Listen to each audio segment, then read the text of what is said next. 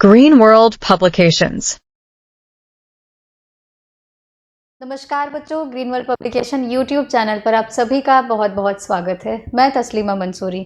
बच्चों, class 12th का आपका इंग्लिश ग्रामर एंड लिटरेचर दोनों का ही ये 2024 में जो क्वेश्चन पेपर पूछा गया है उसी का सोल्यूशन कराया जा रहा है। साथ ही साथ ये आइडिया लेने के लिए बेसिकली ये कराया जा रहा है कि कैसे क्वेश्चन आते हैं और किस तरह से आपको क्वेश्चन को सॉल्व करना है। एक लेक्चर ऑलरेडी हो चुका है, आज ये दूसरा लेक्चर है और इसमें हम कुछ और भी पार्ट्स देखेंगे जो कि आपके लैंग्वेज से पूछे गए क्वेश्चंस हैं। जैसे एंटोनिम्स से किस टाइप का क्वेश्चन पूछा जाता है, सिनोनिम्स के कैसे सवाल आते हैं, साथ ही साथ आपके इडियम्स एंड फ्रेजेस के कैसे सवाल आते हैं, वो सारे क्वेश्चंस को आज हम डिस्कस करने वाले हैं। तो चलिए शुरू करते हैं। आज का पहला क्वेश्चन देखते हैं। ये है फ्रेजल वर्ब और आपका इडियम और फ्रेजेस से क्वेश्चन पूछा गया है बच्चों, जिसमें एक एक नंबर के क्वेश्चन रहते हैं, मोस्टली ऑब्जेक्टिव फॉर्म में ही रहता है। और फ्रेजेस क्या होते हैं? फ्रेजेस किसी भी सेंटेंस का एक पार्ट होता है बेसिकली, मतलब कुछ वर्ड्स का ग्रुप होता है जो कंप्लीट सेंटेंस नहीं होता है, एक जस्ट पार्ट होता है।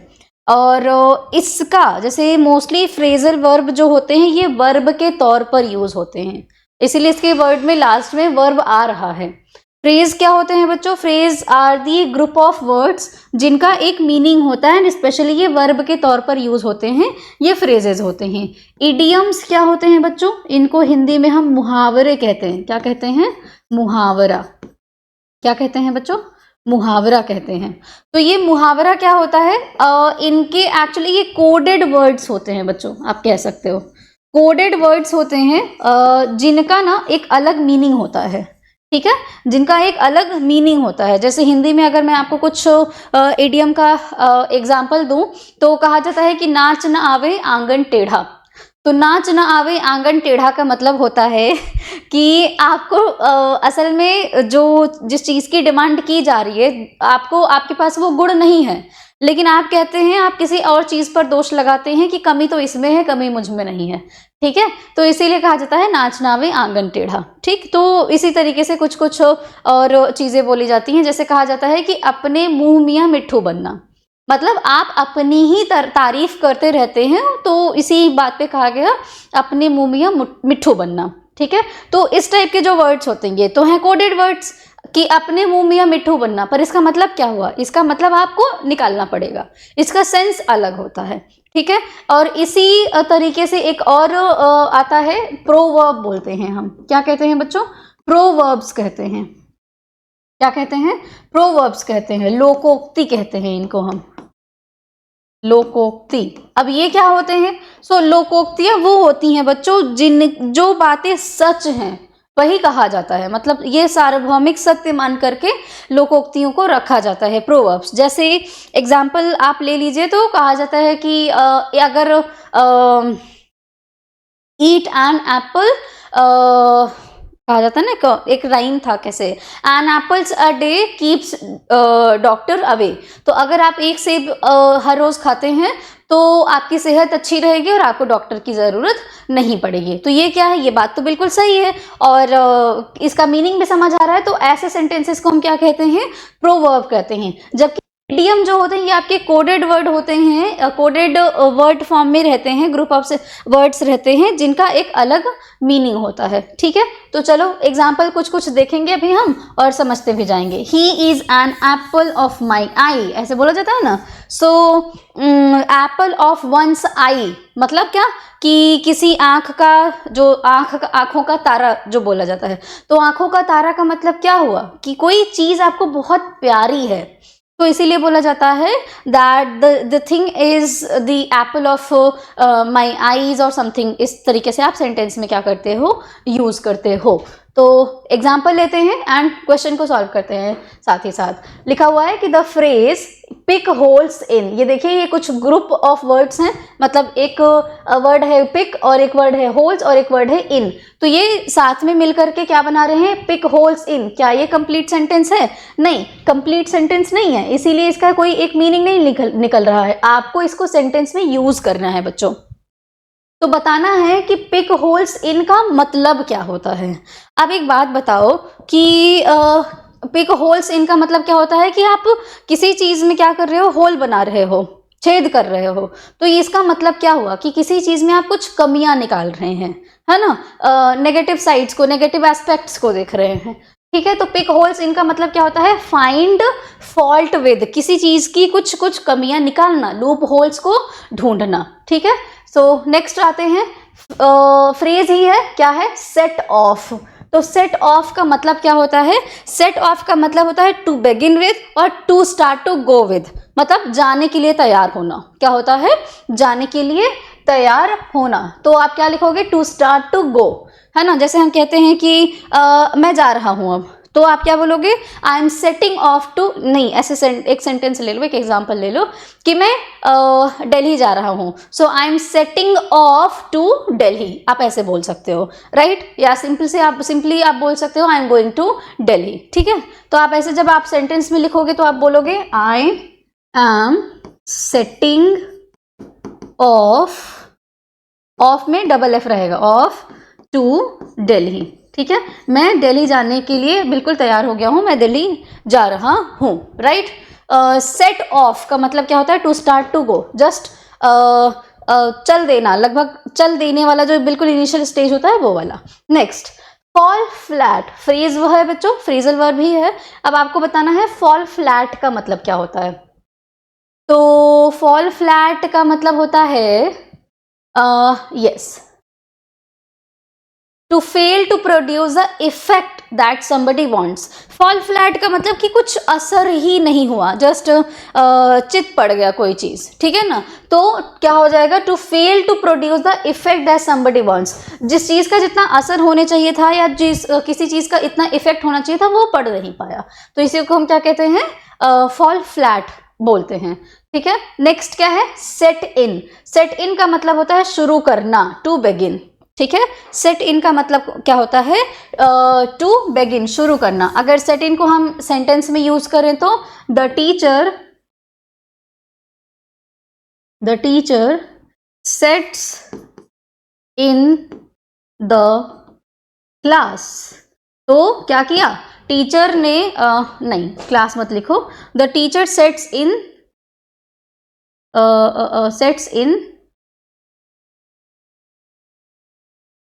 The teacher sets in teaching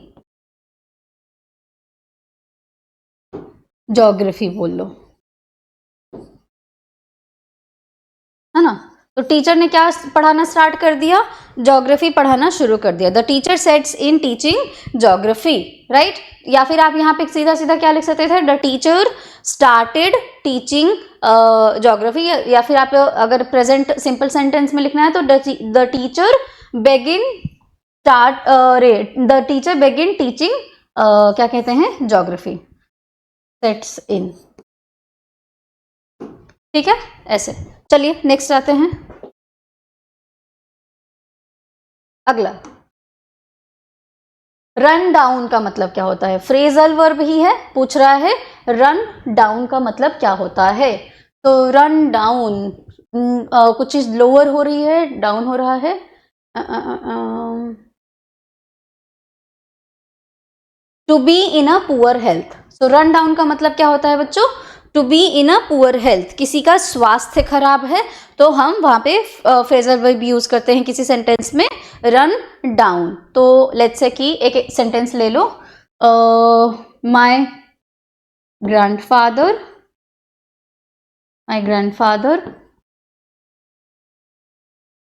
is running down due to diabetes। ठीक है, मेरे दादा की तबीयत डायबिटीज की वजह से खराब है। ठीक है बच्चों, तो रन डाउन का मतलब क्या होता है, to be in a poor health. Okay, so next आते हैं, at the drop of a hat. अब ये इडियम है, it is not a phrasal verb, kindly यहाँ पे फोकस करिएगा। ये एक इडियम है बच्चों, क्या कह रहा है कि at a drop of a hat, जैसे एक टोपी गिर जा रही है, तो क्या लिटरल मीनिंग है, नहीं। At a drop of a hat का मतलब होता है इमीडिएटली कुछ चीज हो जा रहा है, तुरंत कुछ चीज हो जा रही है। ठीक है। जैसे लिख लो, एक सेंटेंस यूज करो आप, मतलब बनाओ ऐसे कि the eagle one second, the eagle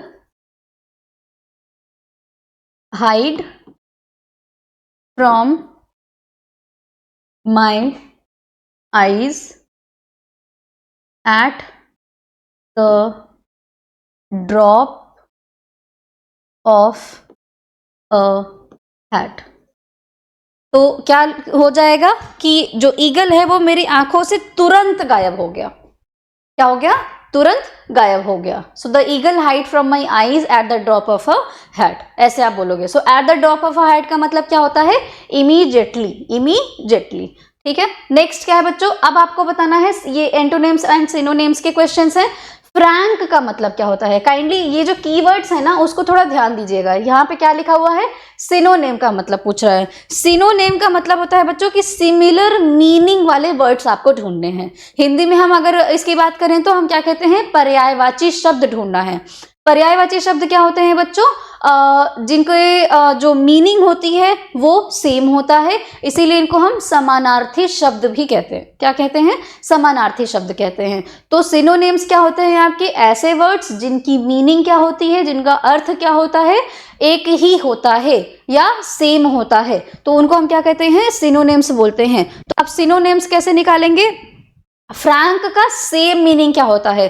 Frank का मतलब क्या होता है? बिल्कुल किसी चीज को कहने में, किसी चीज को बोलने में, किसी चीज को करने में कोई हेजिटेशन ही ना हो, हेजिटेशन ही नहीं होती है, तो वो क्या होता है? पर्सन फ्रैंक होता है। तो फ्रैंक जैसा सिमिलर मीनिंग आप ढूंढ लीजिए। फुलिश तो नहीं होगा, शेमलेसलेस नहीं होगा, तो क्या हो जाएगा? वाइड स्पोकन हो जाएगा बच्चों। क्या हो जाएगा? वाइड स्पोकन हो जाता है। शेमलेसलेस मतलब निर्लज्ज व्यक्ति जो होते हैं, तो ये वर्ड नहीं होगा। क्या हो जाएगा? वाइड स्पोकन, बिल्कुल फ्रैंक, है ना, कि किसी भी चीज को कह देना, किसी भी चीज को एक्सप्रेस कर देना, बोल देना, वो फ्रैंक होता है। ठीक है, my friend is very Frank, ऐसे आप बोल सकते हो। चलो, सिनोनिम वाले वर्ड्स दोबारा से आपको बताना है। बेन का मतलब क्या होता है? बेन का मतलब क्या होता है? तो देखो, सिनोनिम्स एंड एंटोनिम्स के बहुत सारे क्वेश्चंस आपको क्या करने पड़ेंगे। ऐसे सिर्फ ये नहीं है कि 2024 में 4-5 क्वेश्चन पूछ लिया, उसी को सॉल्व कर लो और बस हो गया, हमारा काम हो गया। आप क्या करिए, जो क्वेश्चन बैंक है इसमें ना बहुत सारा लिस्ट दिया हुआ है, तो अगर वो पढ़ने में आपको डिफिकल्टी हो रही है तो आप क्या करिए, जस्ट एमसीक्यू, साइड में एमसीक्यू भी लगा हुआ है, वो सॉल्व कर डालिए। एमसीक्यू से आपके क्वेश्चन आ ही जाएंगे। ठीक है, क्योंकि मोस्टली क्या होता है, प्रीवियस ईयर क्वेश्चन से ही बनाया जाता है। बहुत सारे नए वर्ड्स लाना मुश्किल होता है क्वेश्चन पेपर बनाने वाले के लिए भी, तो आप प्रीवियस ईयर सॉल्व कर डालिए। जितने एमसीक्यूज फॉर्मेट में क्वेश्चंस हैं उनको पढ़ डालिए। एंड इसको याद रखने का तरीका क्या है? आप ये वर्ड्स की मीनिंग पता रखो। ठीक है, साथ ही साथ थोड़े से सिमिलर वर्ड्स भी देखते रहो। तो बेन का मतलब क्या होता है बच्चों? बेन का मतलब होता है आशीर्वाद, या कोई चीज आपके लिए अच्छी है, बेनिफिशियल है। ठीक है, तो बेन का मतलब क्या हो जाएगा? सॉरी, उल्टा हो गया। I am really sorry. Ben का मतलब होता है अभिशाप। I am very very sorry, अभिशाप होता है। बेन का मतलब क्या होता है बच्चों? अभिशाप। कोई चीज आपके लिए खराब है, हार्मफुल है, अभिशाप। तो अभिशाप का मतलब यहाँ पे क्या हो जाएगा? कर्स हो जाएगा। क्या हो जाता है? कर्स। इंग्लिश में आप बहुत बहुत कॉमनली पढ़ते हो, बून एंड बेन ऑफ साइंस, ऐसे लिखने के लिए आता है। तो बून का मतलब क्या होता है कि जो अच्छी चीज है, आशीर्वाद बोल लो, या फिर हिंदी में और इसके लिए क्या अच्छा सा वर्ड आएगा? अभिशाप और फायदे मान लो। तो बून का मतलब क्या हुआ? कि फायदा। और बेन का मतलब क्या हो गया? कोई चीज क्या है? हार्मफुल है। तो बेन का मतलब होता है अभिशाप, और बेन और कर्स का मतलब भी अभिशाप ही होता है। ठीक है, नेक्स्ट वर्ड पर अब आइए। Synonym of severe. सिवियर का मतलब होता है बच्चों गंभीर। सिवियर का मतलब क्या होता है? गंभीर। और गंभीर कैसा? कि कोई पर्सनालिटी, किसी की पर्सनालिटी बहुत गंभीर है, नहीं। गंभीर मतलब कोई सिचुएशन जो है वो बहुत गंभीर है, सीरियस है, खतरनाक है, ऐसा आप बोल सकते हो, डेंजरस है। ठीक है, तो सिवियर का मतलब क्या होता है? गंभीर होता है। अब यहां पर सिवियर का सिनोनिम आप कैसे निकालोगे? एक्सीडेंटल नहीं होगा। क्यूरियस का मतलब होता है जिज्ञासु, ये भी नहीं होगा। नाइस अच्छा ये भी नहीं होगा, अक्यूट होता है। ठीक है बच्चों, क्या होता है, अक्यूट होता है, जो कंप्लीटली बहुत ज्यादा अच्छे कंडीशन में ना हो तो उसको हम कहते हैं अक्यूट। कंप्लीट आप ऐसे बोल सकते हो, या सिवियर सेम मीनिंग होगा। इलस्ट्रियस सिनोनेम पूछ रहा है, कोड वर्ड ध्यान देते जाइएगा। इलस्ट्रियस क्या है, सिनोनेम पूछ रहा है, एंटोनिम्स नहीं पूछ रहा है। सो इलस्ट्रियस का मतलब क्या होता है, इलस्ट्रेट करना। इलस्ट्रेट करना इन द सेंस कि किसी चीज को बहुत अच्छे से डिटेल्ड वे में एक्सप्रेस करना, है ना, उसमें भी ये आता है। सो इलस्ट्रियस का मतलब क्या होता है, रीनोन्ड, किसी चीज को बहुत अच्छे से बहुत बेहतर तरीके से बताना। क्या हो जाएगा, रीनोन्ड हो जाएगा। एक बार फिर से देख लीजिए सारे के सारे वर्ड्स की मीनिंग को। फ्रैंक का मतलब क्या होता है बच्चों, फ्रैंक का मतलब होता है विदाउट एनी हेजिटेशन। तो आप क्या वर्ड यूज कर सकते हो, क्या हो जाएगा, wide spoken, option B correct हो जाएगा। बेन का सिनोनिम क्या हो जाएगा, कर्स हो जाएगा। सिवियर का सिनोनिम क्या हो जाएगा, अक्यूट हो जाएगा। एंड इलस्ट्रियस का सिनोनिम क्या हो जाएगा, रीनोन्ड हो जाएगा। ठीक है, नेक्स्ट क्वेश्चन पर आते हैं अब। Synonym of diminish. डिमिनिश का मतलब होता है किसी चीज को कम करना, है ना, गिराना, बेसिकली उसकी वैल्यू गिराना। डिमिनिश का मतलब होता है किसी चीज की वैल्यू गिराना, कम करना बच्चों। तो यहां पर डिमिनिश का मतलब क्या हो जाएगा, देखिए डिफीट का मतलब होता है पराजय, है ना, और एंडिवर का मतलब होता है प्रयास। एंडिवर का मतलब क्या होता है, प्रयास। यहाँ पे ये आप मीनिंग आप लिखना चाहे तो लिख सकते हैं। एंडिवर की मीनिंग होती है प्रयास करना, एंड प्रयास होता है। डिफीट का मतलब होता है पराजय या हार होता है। तो डिमिनिश का सिनोनेम क्या हो जाएगा, ड्विंडल हो जाएगा बच्चों। क्या हो जाएगा, ड्विंडल। ठीक है, प्रोनाउंसिएशन भी आप ध्यान से सुनते जाइएगा। तो डिमिनिश का मतलब क्या हो गया, ड्विंडल। एंड डिमिनिश का मतलब क्या होता है, किसी चीज की वैल्यू को कम करना। ठीक है, चलिए अगला, सिनोनेम ऑफ अलाउ। अलाउ का मतलब क्या होता है, किसी चीज के लिए परमिशन देना, लागू करना, अलाउ करना, है ना। You are allowing to come somebody into your house, या फिर किसी भी तरीके से आप इसको समझ सकते हैं। सो अलाउ का मतलब क्या हुआ, लागू, एक होता है कि लागू करवाओ उस चीज को। अगर आप परमिशन देंगे तभी तो वो चीज लागू होगी। तो परमिट करना मतलब परमिशन देना, है ना। हिंदी में क्या बोलते हैं इसको, इजाजत देना बेसिकली। चलिए, सो अलाउ का मतलब क्या हो जाएगा, ये देखो परमिट होता है। अलाउ का सिनोनिम क्या हो जाएगा, परमिट हो जाएगा। एडमिट का मतलब होता है स्वीकार करना। ठीक है, सबमिट का मतलब होता है किसी चीज को समर्पित करना, देना बेसिकली। ठीक है, कमिट का मतलब होता है कोई चीज आप कर रहे हैं। ठीक, चलिए। तो और इंडस्ट्रियस का सिनोनिम आपसे पूछ रहा है। इंडस्ट्रियस का सिनोनिम क्या हो जाएगा, इंडस्ट्रियस का मतलब होता है कोई बहुत कठिन परिश्रम कर रहा है, बहुत मेहनत कर रहा है। तो इंडस्ट्रियस का मीनिंग क्या हो जाएगा, जो आपके ऑप्शन में होगा उस हिसाब से आप देख लीजिए। इंडस्ट्रियस का सिनोनिम लेबोरियस भी होता है। ठीक है, तो यहाँ पर क्या दिया हुआ है, हार्ड वर्किंग दिया हुआ है। क्या दिया हुआ है बच्चों, हार्ड वर्किंग दिया हुआ है। इंडस्ट्रियस का मतलब होता है बहुत कठिन परिश्रम करना। सो हार्ड वर्किंग का मतलब क्या होता है, कठिन परिश्रम करने वाला, राइट। और लेबोरियस का भी मतलब क्या होता है, कठिन परिश्रम करने वाला, राइट। ये क्या है, ये एक आपका एडजेक्टिव है, विशेषण है। ठीक है, इंडस्ट्री उद्योग होता है, इंडस्ट्रियल उद्योग से संबंधित है, फैक्ट्री आपका कारखाना होता है। ठीक है बच्चों, चलिए। सो नेक्स्ट अब आते ये देखो, यहां पर ना ये है आपका, ये एक सेंटेंस है जिसमें आपको मिस्टेक है कुछ, वो ढूंढना है और बताना है कि कौन सेंटेंस के किस पार्ट में मिस्टेक है या त्रुटियां हैं, गलतियां हैं। ठीक है, तो देखिए यहाँ पे इंस्ट्रक्शन आपको दिया हुआ है कि विच word in this sentence is an error. त्रुटि बतानी है आपको, कहां पर गलती है। So the sentence is always speak a truth. हमेशा एक सत्य बोलो, इसका तो लिटरल मीनिंग यही होता है, हमेशा एक सत्य बोलो। क्या ये बात सही है, क्या ये बात सही है बच्चों, एक सत्य।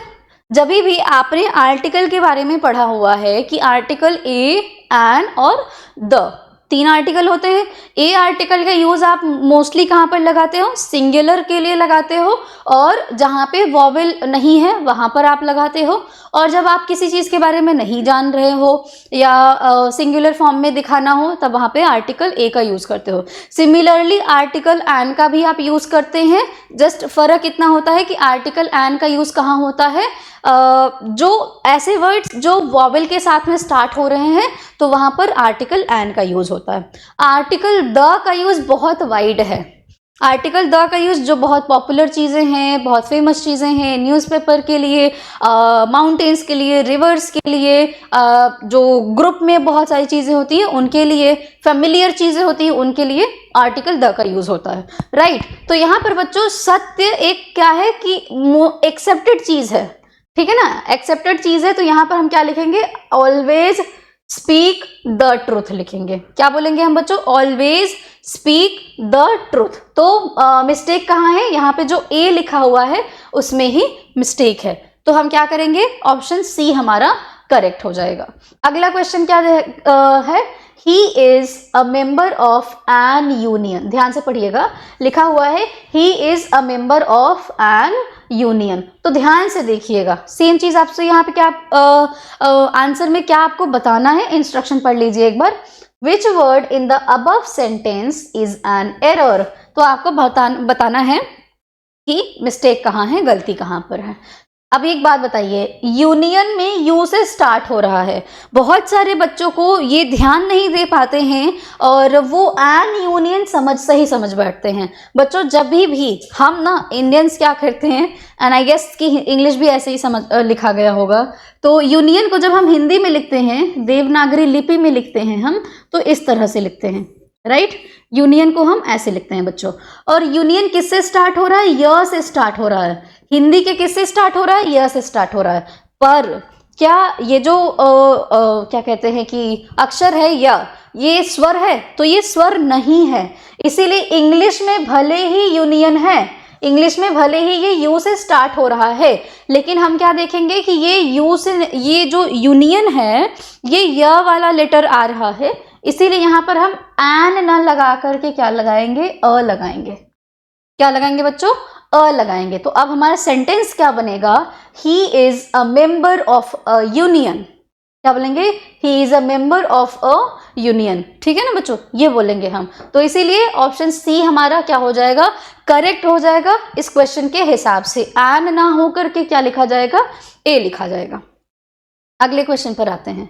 He has been living in Varanasi since 3 years. He has been living in Varanasi since 3 years. वो 3 सालों से बनारस में रह रहा है। ठीक है, ये तो सेंटेंस हो गया, प्रेजेंट परफेक्ट कॉन्टिन्यूअस का सेंटेंस है।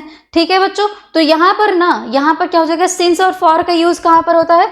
जब भी आप एग्जैक्ट टाइम बताते हो, कितने से, 2004 से, या सुबह से, शाम से, दोपहर से, 2015 से, इस टाइप का जब एग्जैक्ट सेंटेंस आप बताते हैं तब आप सिंस का यूज करते हैं। लेकिन जब आप एक पीरियड ऑफ टाइम बताते हैं, ड्यूरेशन बताते हैं, दौरान बताते हैं, 4 साल, 5 साल, आप ऐसे बोल लो कि 2 घंटे, 4 घंटे, 3 मिनट, 2 मिनट, तो ये आपका पीरियड ऑफ टाइम है, ड्यूरेशन है। इसीलिए आप जब ड्यूरेशन बताना होगा तो आप क्या लगाओगे? फॉर लगाओगे। एग्जैक्ट टाइम बता रहे हो, पता चल रहा है कि एग्जैक्टली क्या टाइम है, तब आप क्या यूज करोगे?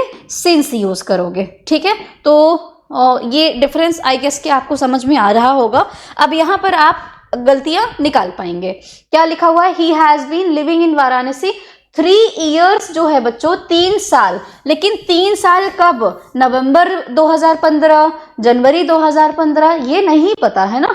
तो ये क्या है? ये ड्यूरेशन ऑफ टाइम है। ठीक है, ये क्या है? ड्यूरेशन ऑफ टाइम है। एग्जैक्टली हमें नहीं पता है कि डेट क्या रही होगी।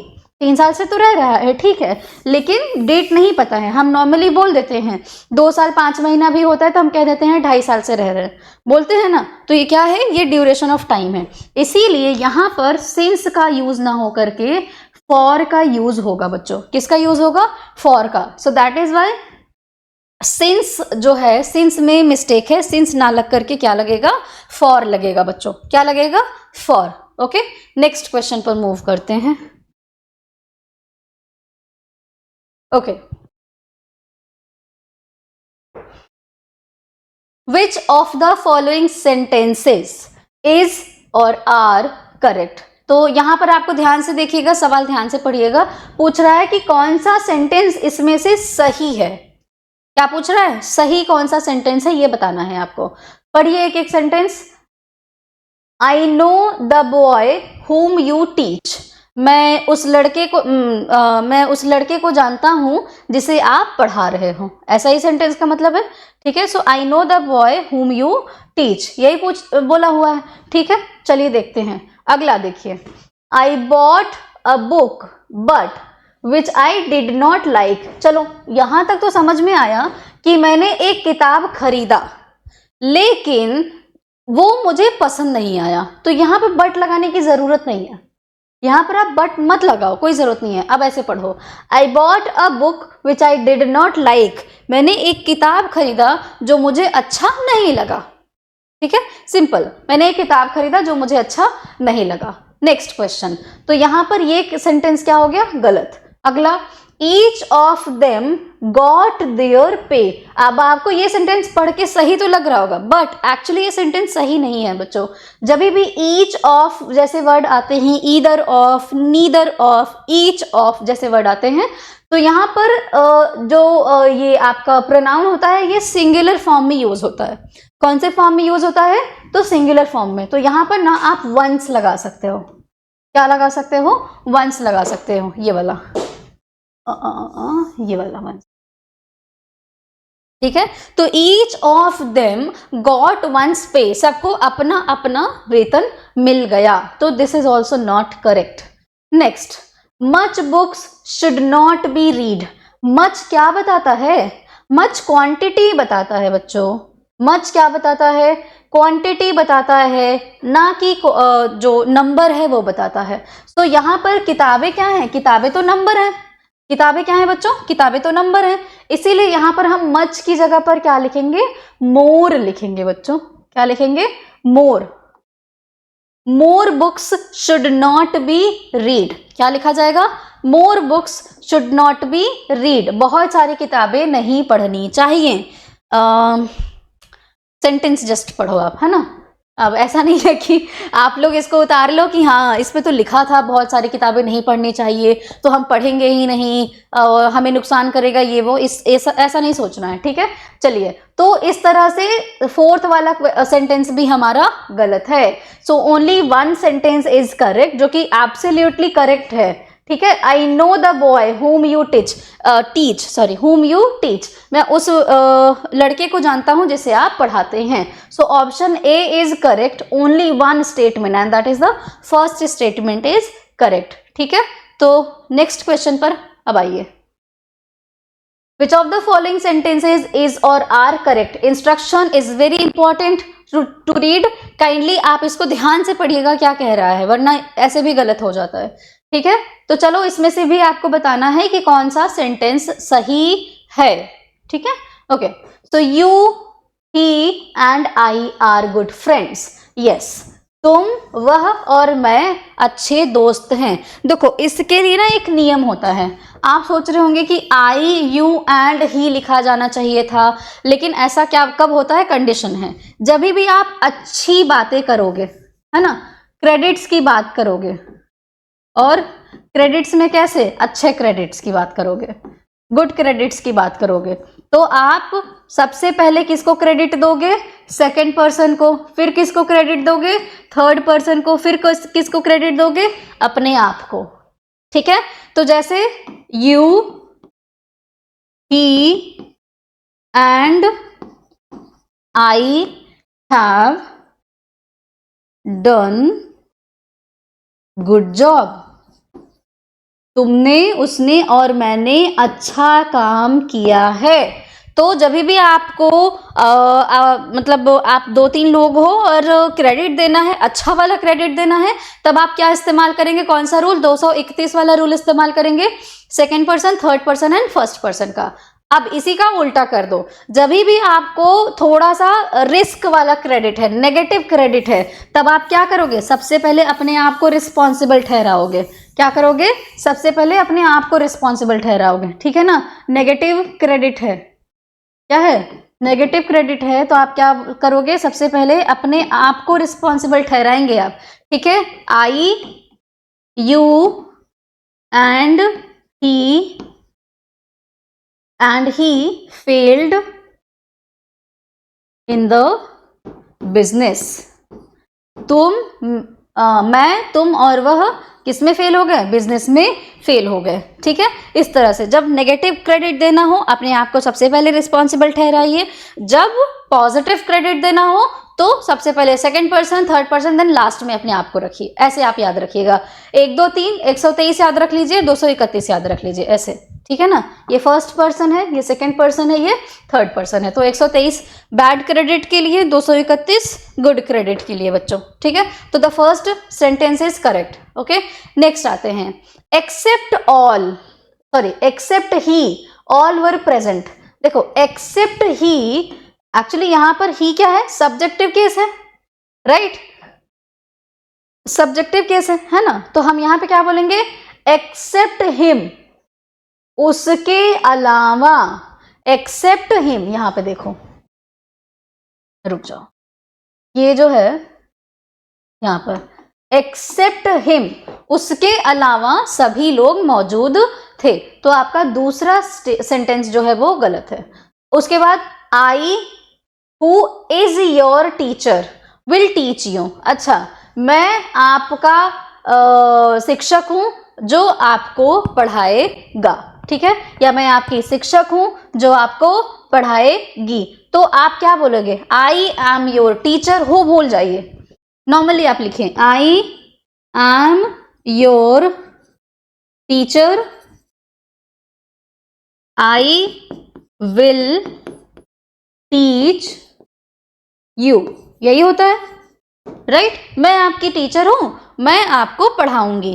अब यहां पर अगर मैं हु लगा दूं तो क्या फर्क पड़ता है, आई हु एम योर टीचर, कोई फर्क नहीं पड़ता।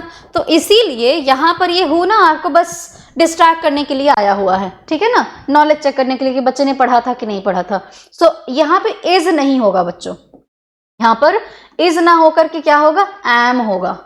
क्या होगा, एम होगा। आई के साथ क्या लगता है, एम लगता है, simple. So I who am your teacher, who हटा दो ना, ज्यादा दिक्कत हो रही है, हु हटा दो। So I am your teacher, simply. तो मैं जो आपकी अध्यापिका हूं, आपको पढ़ाऊंगी, ऐसा बोलते हैं, ठीक है। So I who am your teacher, इसीलिए ये गलत हो जाएगा क्योंकि इज लगा था, क्योंकि क्या लगा था, इज लगा था, ठीक है। देख लीजिए यहाँ पे इज लगा है ना, इसीलिए ये गलत हो जाएगा, ठीक है। यहाँ पर क्यों गलत हुआ है ये देख लीजिए आप, ही लगा हुआ है, होना क्या चाहिए था, हिम होना चाहिए था। Next, waters are necessary for human beings. अच्छा, वाटर्स का प्लूरल बनता है क्या, हाँ, वाटर का प्लूरल तो होता है, लेकिन कब, जब भी आप वाटर के अलग अलग सोर्सेस की बात करोगे तब आप वाटर का प्लूरल बनाओगे और वाटर को वाटर्स आप पढ़ोगे। लेकिन जब आप एक ही सोर्स की बात कर रहे हो और इन जनरल वाटर की बात कर रहे हो, पानी हमारे लिए आवश्यक है, चाहे नदी का पानी हो, नल का पानी हो, कुएं का पानी हो, आरओ का पानी हो, कहीं का भी पानी हो, कोई फर्क नहीं पड़ता, लेकिन पानी हमारे लिए आवश्यक है। इन जनरल पानी की जब बात करेंगे तब हम वाटर में वाटर्स नहीं बोलेंगे, वाटर्स नहीं बोलेंगे, ठीक है। लेकिन अगर आपको सोर्स बताना है, पानी का सोर्स बताना है, लेक वाटर, आप बोलो आरओ वाटर, आप बोलो sea water, ground water, surface water, तब आप वाटर्स बोलेंगे। कलेक्टिवली अगर आप बहुत सारे वाटर के सोर्सेस के बारे में बात कर रहे हैं तब वहां पे आप वाटर्स बोलेंगे, ठीक है। लेकिन इन जनरल जब आप वाटर की बात कर रहे हैं so you can not use waters, ठीक है ना, क्योंकि वाटर का प्लूरल नहीं होता है, अनकाउंटेबल नाउन का प्लूरल नहीं बनता है बच्चों। मनी को आप मनीज नहीं बोल सकते हो, ठीक है ना, आप मनी बोलोगे, ठीक है। ऐसे आप क्या कह लो कि लिक्विड बोल लो, तो आप लिक्विड को लिक्विड कब बोलो, अरे लिक्विड्स कब बोलोगे, when you are talking about different types of liquids, जिसमें वाटर भी एक लिक्विड होता है, लेकिन इन जनरल अगर आप लिक्विड की बात कर रहे हो नॉर्मली आप लिक्विड बोलोगे। Getting my point? I hope you are getting my point. Okay, so next, तो इसीलिए यहां पर वाटर्स ना होकर के क्या होगा बच्चों, वाटर होगा। So water is necessary, that is why यहां पर क्या हो जाएगा, so water is necessary for us, not waters are necessary for human beings, है ना।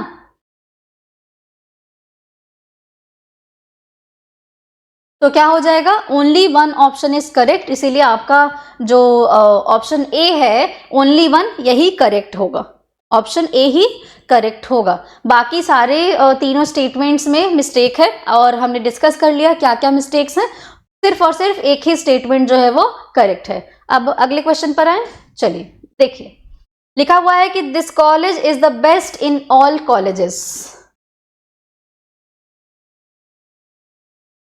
कह रहा है कि this college is the best in all colleges, यहां पर क्या गलती है भाई, सही तो कह रहा है, सभी कॉलेजेस में से ये कॉलेज सबसे बेस्ट है, यही तो कह रहा है सबसे अच्छा है, तो यहाँ पर क्या मिस्टेक है, क्यों कह रहा है एरर फाइंड आउट करिए, यहाँ पे तो ठीक है। तो हम क्या कहते हैं ना, जब हम, ये आपकी डिग्री की बात हो रही है ना, एडजेक्टिव जब आप पढ़ते हैं तो उसमें आप डिग्री की बात करते हैं, और 3 टाइप्स की डिग्री की बात हम करते हैं, पॉजिटिव डिग्री, और किसकी डिग्री, एडजेक्टिव्स की degree, positive degree, comparative degree, तुलनात्मक कंपैरेटिव डिग्री, और सुपरलेटिव डिग्री, उत्तमावस्था, superlative degree, superlative degree, right. और कंपैरेटिव में आप क्या लगाते हो सेंटेंस में, जब दो लोगों के बीच में कंपेयर करोगे, दो वस्तुओं के बीच में कंपेयर करोगे, दो जगह के बीच में कंपेयर करोगे, तब आप दो ही के बीच में, तब आप कंपैरेटिव डिग्री लगाओगे, ठीक है। और क्या यूज करोगे, दैन यूज करोगे, क्या यूज करोगे, दैन, THAN। सुपरलेटिव का यूज आप तब करेंगे, मतलब जब भी आप दो से ज्यादा वस्तुओं, लोगों, चीजों, जगहों, इनके बीच में कंपेयर कर रहे हो, तो आप क्या लगाओगे, द लगाओगे, और एडजेक्टिव का सुपरलेटिव डिग्री लगाओगे, बेस्ट। यहां पर क्या हो जाएगा, बेटर, क्या हो जाएगा, बेटर दैन, ठीक है ना, बेटर दैन, ठीक है। और ये तो गुड हो जाएगा, ये जो इसकी ओरिजिनल डिग्री है वही उसी में रहेगा, तो ये तीनों मैंने गुड, बेटर, बेस्ट को कंपेयर किया हुआ है। अब जब भी आप सुपरलेटिव डिग्री की बात करते हो तो आप क्या करते हो बच्चों, आप सॉरी जब भी आप सुपरलेटिव डिग्री की बात करते हो तो आप क्या करते हो बच्चों, अमंग यूज करते हो, क्या यूज करते हो, अमंग, क्या यूज करते हो, अमंग। जब एक दो से ज्यादा जगह है, दो से ज्यादा चीजें हैं, तो आप मोस्टली क्या लगाते हो, अमंग लगाते हो, क्या लगाते हो, अमंग लगाते हो। इसीलिए यहां पर ना, यहां पर ये जो इन लगा हुआ है, अमंग ऑल कॉलेजेस लिखोगे, क्या लिखोगे, अमंग ऑल कॉलेजेस, अमंग लिखा है ठीक है, अमंगस्ट लिखा हुआ है, कहीं कहीं पर अमंगस्ट भी लिखा होता है, AMOGST, अमंगस्ट भी लिखा होता है, दोनों ठीक है, दोनों ही बिल्कुल सही है। तो इसीलिए यहां पर सी ऑप्शन इनकरेक्ट है, क्योंकि सी ऑप्शन में मिस्टेक है, इन की जगह क्या होना चाहिए था, अमंग होना चाहिए था, क्या होना चाहिए था बच्चों, अमंग होना चाहिए था। तो चलिए अगला देखते हैं हम, एंटोनिम्स बताना है, विलोम शब्द बताने हैं, शब्द का विलोम बताना है, उल्टा मीनिंग बताना है ना, उल्टा बोल रही हूं, शब्द का उल्टा मीनिंग बताना है, एंटोनिम्स। सो मॉडर्न का उल्टा मीनिंग क्या होगा, मॉडर्न का उल्टा मीनिंग हो जाएगा एंशिएंट, मॉडर्न का मतलब होता है आधुनिक, एंशिएंट का मतलब क्या हो जाएगा, प्राचीन, एंशिएंट का मतलब क्या हो जाएगा बच्चों, प्राचीन हो जाएगा, ठीक है। मॉडर्न का मीनिंग होता है आधुनिक, एंशिएंट का मीनिंग क्या हो जाएगा, प्राचीन हो जाएगा, ठीक है। चलिए, ओल्ड का मतलब होता है पुराना, प्रेजेंट का मतलब होता है वर्तमान, और आउट ऑफ डेट का मतलब है जो अभी प्रचलन में नहीं है। लेकिन एग्जैक्टली जो बिल्कुल ठीक पैटर्न पर है, तो मॉडर्न का हम क्या बोलेंगे, एंशिएंट बोलेंगे, ठीक है, प्राचीन। एबिलिटी का विलोम शब्द क्या हो जाएगा? एबिलिटी का हो जाएगा इनएबिलिटी बोलते हैं बच्चों, इनएबिलिटी बोलते हैं, ठीक है ना। एबिलिटी का क्या हो जाएगा? इनएबिलिटी। डिसएबिलिटी भी वो क्षमता जो होती है वो अक्षम होता है, उसके लिए हम बोलते हैं, ठीक है ना। लेकिन कुछ चीजों की अक्षमता होती है उसके लिए हम बोलते हैं। तो एबिलिटी का क्या हो जाएगा? इनएबिलिटी। ऑप्शन बी करेक्ट हो जाएगा। इनकैपेबिलिटी भी अक्षमता ही होती है, ठीक है, वो कैपेबिलिटी का हो जाता है। ओके, नेक्स्ट एक्सपीडाइट का क्या बताना है आपको? एक से विलोम शब्द बताना है ना। सो एक्सपीडाइट का विलोम शब्द क्या हो जाएगा? डीले हो जाएगा। क्या हो जाएगा बच्चों? डीले, देर करना। एक्सपीडाइट इमीडिएटली, एंड इसका ऑपोजिट क्या हो जाएगा? डीले हो जाएगा, ठीक है। रिगरस, रिगरस का मतलब होता है क्या? बहुत डिफिकल्ट। रिगरस का मतलब क्या होता है? बहुत कठिन, ठीक है। तो रिगरस का ऑपोजिट क्या हो जाएगा बच्चों? सिंपल हो जाएगा। रिगरस का ऑपोजिट क्या हो जाएगा? सिंपल। फास्ट, तेज, सैक्रेड, पवित्र। प्लेजर का मतलब होता है प्रसन्नता, ठीक है। एंड गैदर का ऑपोजिट बताना है, गैदर का विलोम शब्द बताना है। गैदर का मतलब होता है इकट्ठा हुआ करना। गैदर का मतलब क्या होता है? इकट्ठा करना। तो स्कैटर का मतलब क्या होता है? बिखरना। स्कैटर का क्या मतलब होता है? बिखरना। टुगेदर का मतलब होता है साथ साथ। अदर दूसरों के लिए। बॉदर का मतलब होता है परेशानी। बॉदर का मतलब क्या होता है? परेशानी, है ना। तो गैदर का ऑपोजिट क्या हो जाएगा? स्कैटर हो जाएगा। सक्सेस का बताइए, गेस करिए सक्सेस का क्या होगा? सक्सेस का ऑपोजिट बताना है, ऑपोजिट बताना है। तो सक्सेस का ऑपोजिट फेल, फेल नहीं होगा बच्चों। सक्सेस का ऑपोजिट हो जाएगा फेलियर। क्या हो जाएगा? फेलियर। सक्सेस का मतलब होता है सफलता, सफलता एडजेक्टिव है, और फेलियर का मतलब होता है असफलता। क्या होता है? असफलता। तो ऑप्शन सी करेक्ट है, ऑप्शन सी करेक्ट है बच्चों, ठीक है। फेल वर्ब है, पास भी वर्ब है। सो फेल का ऑपोजिट क्या हो जाएगा? पास, या पास का ऑपोजिट क्या हो जाएगा? फेल। लिटिल कॉन्टेक्स्ट में लोगे तो, अदरवाइज पास का मतलब गुजरना भी होता है। तो नेक्स्ट पे मूव करते हैं। यस, अब आते हैं नरेशन की बात करते हैं बच्चों। किसकी बात करते हैं? नरेशन की बात करते हैं। डायरेक्ट इनडायरेक्ट के क्वेश्चन आते ही आते हैं, और आशा करती हूँ कि आपने डायरेक्ट इनडायरेक्ट का पढ़ा होगा लेक्चर, कायदे से इसके रूल्स एंड सारी चीज़ों को पढ़ी होंगी आपने। यहाँ पर मैं रूल्स थोड़ा सा बीच बीच में बताऊंगी, बहुत ज़्यादा डिटेल में नहीं जाऊंगी इसमें, ठीक है। तो क्वेश्चन को देखते हैं, according to the question will discuss the rules also. Okay, so the first sentence is, he said to me, please give me your book for 2 days। आप क्या करिए ना, सिंपल सा क्या करिए बच्चों, जो मैं भी करती हूँ और मैं करती भी थी। मैं क्या करती हूँ, सेंटेंसेस को मैं पहले हिंदी में पढ़ती हूँ, अपनी मातृभाषा में मैं पढ़ती हूँ, क्योंकि मैं हिंदी स्पीकिंग हूँ तो मैं हिंदी में पढ़ती हूँ, ठीक है। तो इसका क्या मतलब हुआ? उसने मुझसे कहा, कृपया अपनी किताब मुझे 2 दिनों के लिए दे दो। अब इसको हमें चेंज करना है इनडायरेक्ट में।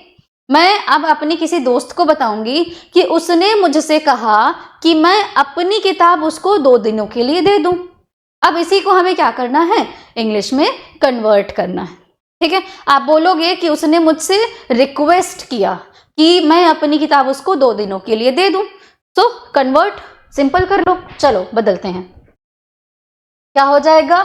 ही रिक्वेस्टेड, रिक्वेस्ट किया था ना, ही रिक्वेस्टेड मी। दैट लगाओगे? नहीं, क्या लगाएंगे? टू लगाएंगे। He requested me to give him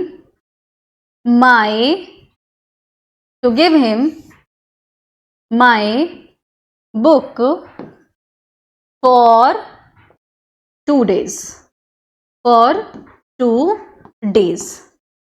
कोई दिक्कत? So he requested me to give him my book for 2 days। Simple, जो आपने बोला वही आपने लिख दिया। अगला sentence, they said to me, उन्होंने मुझसे कहा, why are you not playing, तुम खेल क्यों नहीं रहे हो, तुम खेल क्यों नहीं रहे हो। उन्होंने मुझसे कहा कि तुम खेल क्यों नहीं रहे हो। अब मैं इसको इनडायरेक्ट में बोलूंगी। उन्होंने मुझसे पूछा, यही है ना, तुम खेल क्यों नहीं रहे हो, तो उन्होंने मुझसे पूछा कि मैं खेल क्यों नहीं रहा हूं।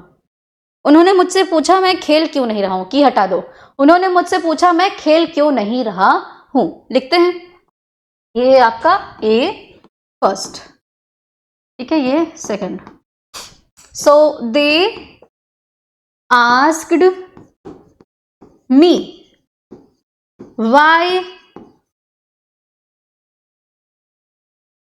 why I was not playing, मैं खेल क्यों नहीं रहा था, मैं खेल क्यों नहीं रहा था, है ना।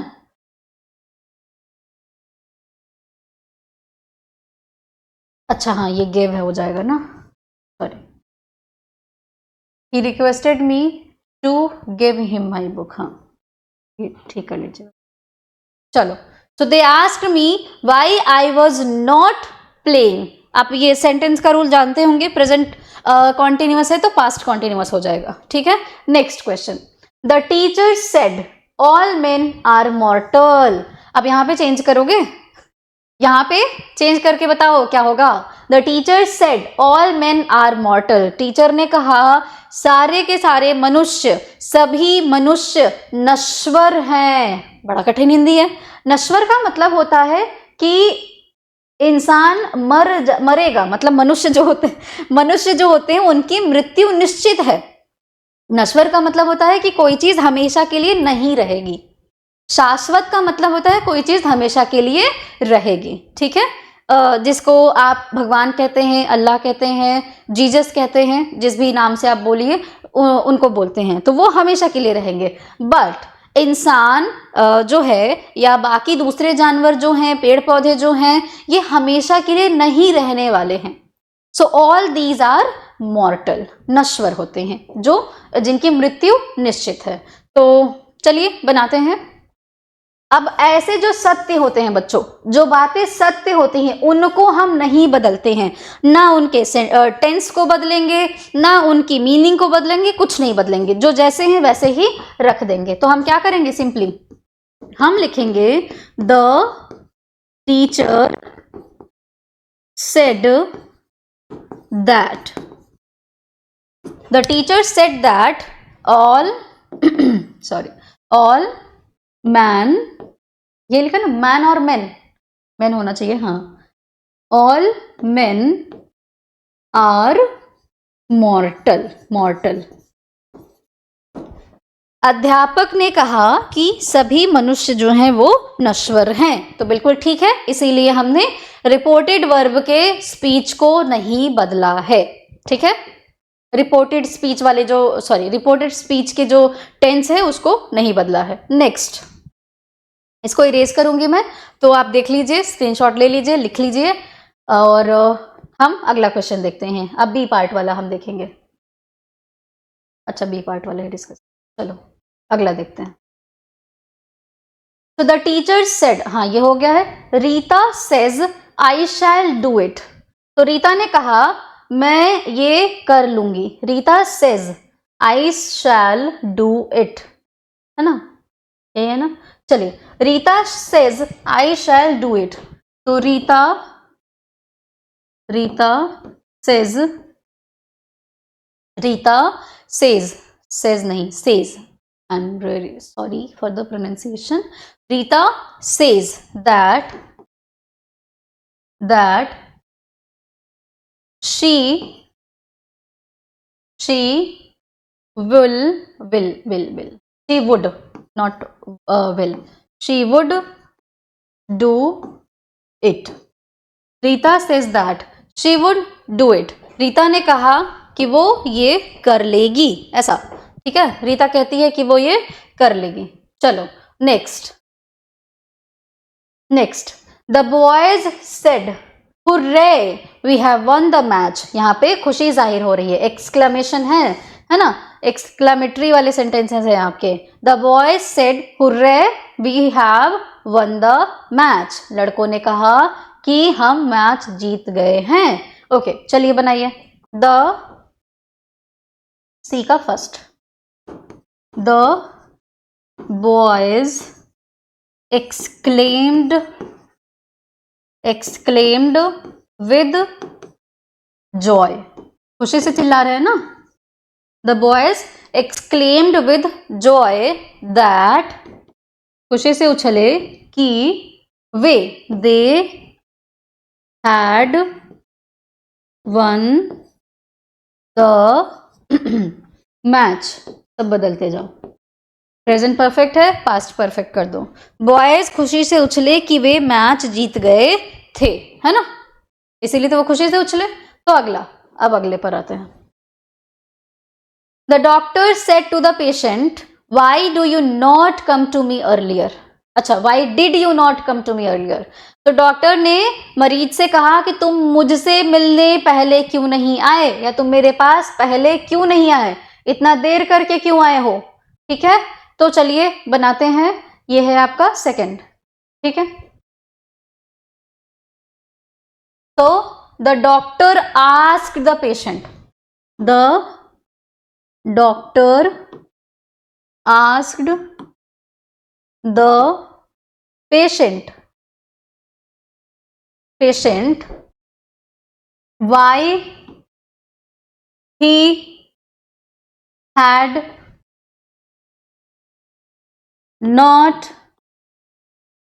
had not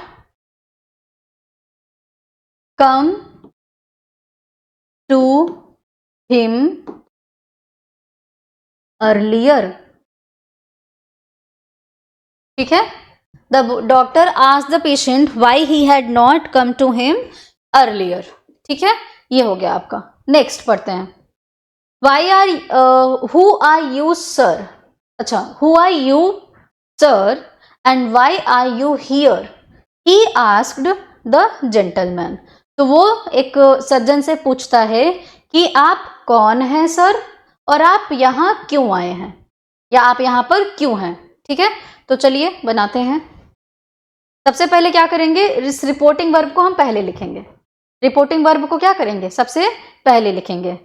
तो ही आस्क्ड द जेंटलमैन, है ना, ही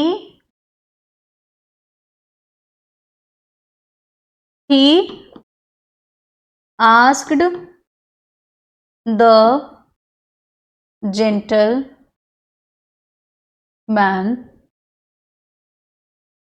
he asked the gentleman who he was, है ना, वो कौन था, who he was,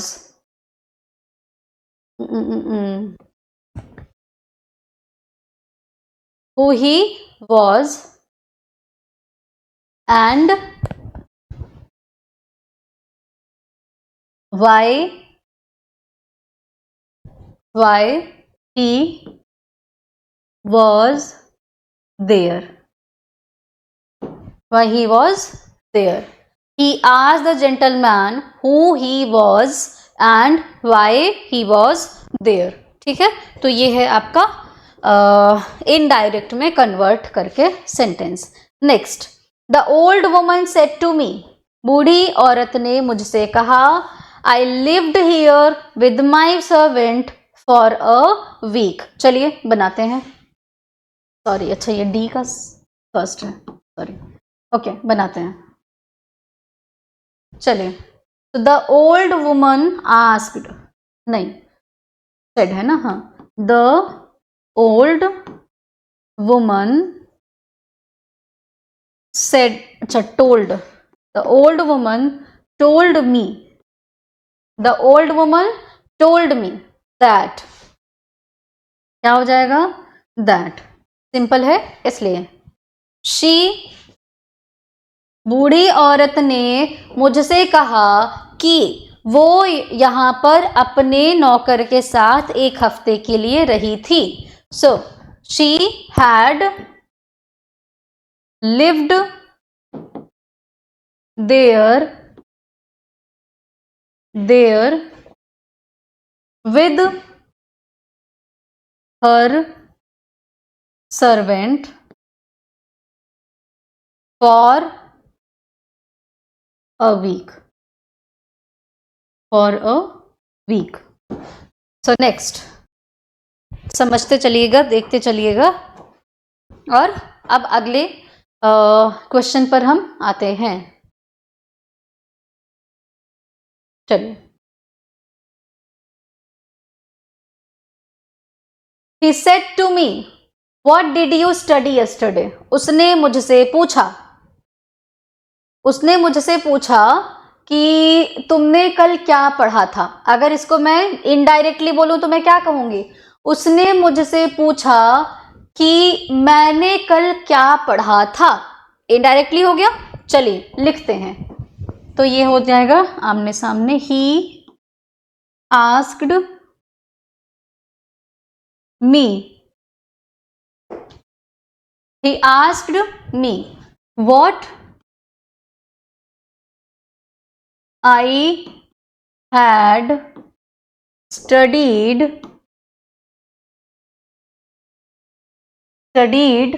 the previous day। ठीक है, चलिए नेक्स्ट क्या है? She said to her friend, we cannot be quite happy here this place। तो उसने अपने दोस्तों से कहा, तो चलिए बनाते हैं। She told her friend, friend है कि फ्रेंड्स? फ्रेंड है। that she told her friend that they, उसने अपने दोस्तों से कहा कि वे, तो they could not, क्या हो जाएगा? could not be happy, अच्छा quite है, तो could not be quite happy there that place। could not be happy here this place। this place लिखने का कोई ज़रूरत तो था नहीं, बट ठीक है लिख दिया है तो कोई बात नहीं। could not be happy there, that is enough। anyway next आते हैं बच्चों, क्या है? F फर्स्ट क्या लिखा हुआ है? he said we cannot be happy in this life। अच्छा, तो he said, या आप he told भी लिख सकते हो। he said that, उसने कहा कि वे, तो they, he said that they could not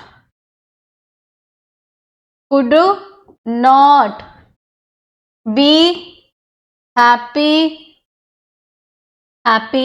in that life। सब बदलते जाओ, ठीक है। अगला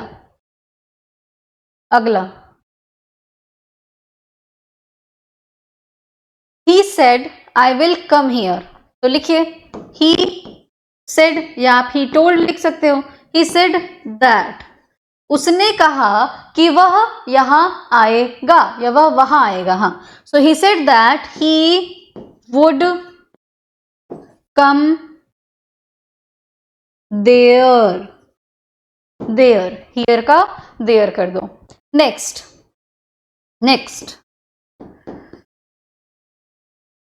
she said to me when shall I help you। उसने मुझसे कहा कि मैं कब तुम्हारी मदद कर सकती हूं, तो पूछ रही है। तो she asked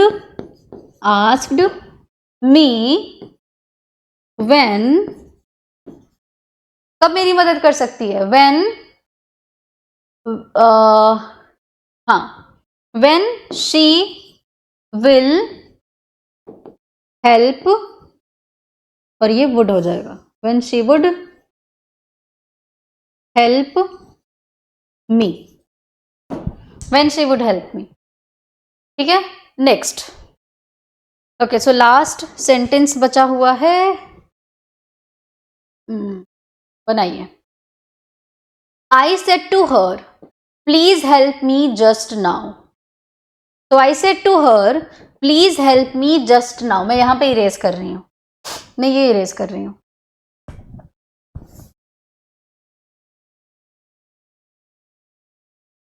चलिए लास्ट है G2।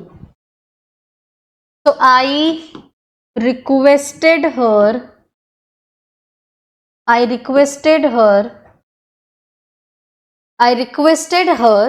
To help